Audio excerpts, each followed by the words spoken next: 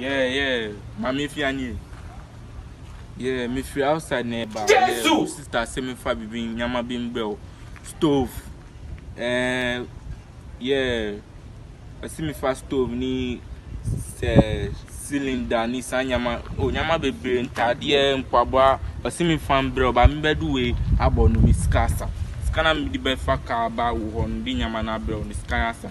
Ba cho beti ma send mi ska bi na mi fa nyama mi fa ka na mi fa nyama no bre wa. Ampa true talk. Nyama no wo min chance ya. How supposed to we hear of this? Oh min chen. Yeah. Until nigga we.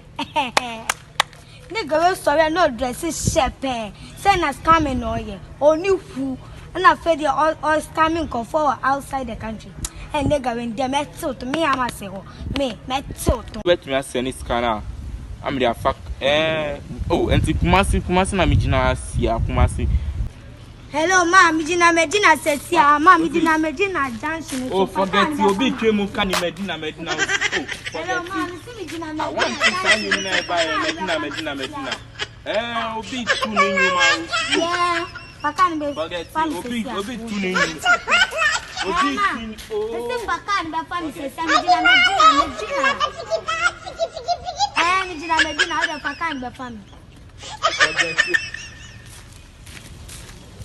I'm a sell. Now Swiss cookie like Ben or Demi. Cookie like Ben. Woman, you'll be your coach. You know, the Medina like Ben. Me come out for you and me call classes. Now, me, mammy, see, send me by me friend and offer a camp before me. Now, would have been a start to use food. That been on start to use phone. I mean, be your call here, the Medina. I don't know what's up. Massa come out. Who catch me so come out? Hey, Massa.